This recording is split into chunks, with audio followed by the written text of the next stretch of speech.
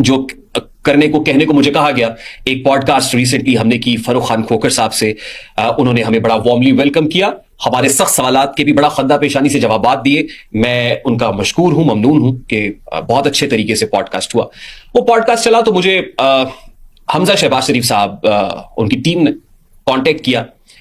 حمزہ شہباز صاحب کے ترجمان نے اس کے اوپر سخت رد عمل دیا کہ حمزہ شہباز شریف صاحب یہ سمجھتے ہیں کہ فاروق خان کھوکھر صاحب نے جو کہا ہے کہ جس وقت جو ہے وہ پولیس مقابلہ ہونے لگا اور مجھے ایک پولیس موبائل سے اتار کے میرے ماتھے کے اوپر بندوق رکھی اور کہا بھاگو, تو اس وقت ایک فون کال آئی تھی. میں نے کہا فون کال کس کی تھی؟ انہوں نے کہا حمزہ شہباز شریف صاحب کی تھی.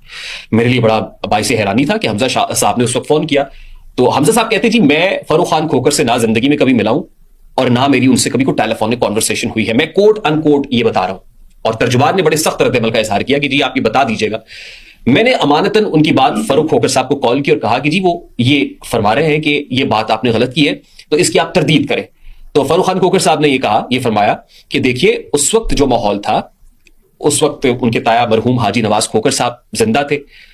پھر ظاہر ایک اور بڑی شخصیت کا نام انہوں نے لیا کہ ان کی کوئی شاید رابطہ حمزہ صاحب سے ہوا ہوگا, اور پولیس فورس کے جو وہ لوگ جو اس وقت زندہ ہیں وہ بھی کہہ سکتے ہیں. تو میں حلفاً یہ کہتا ہوں کہ جی مجھے یہ بتایا گیا کہ حمزہ شہباز شریف صاحب کی فون کال آئی تھی. یہ کوٹ ان کوٹ میں فاروق خان کھوکھر صاحب کے الفاظ بھی کہہ رہا ہوں. میں نے حمزہ صاحب کا رد عمل بھی آپ کے سامنے رکھ دیا, فاروق خان کھوکھر صاحب کا اس پہ جو جوابی رد عمل ہے وہ بھی, ان کا جو ریاکشن ہے وہ بھی آپ کے سامنے رکھ دیا.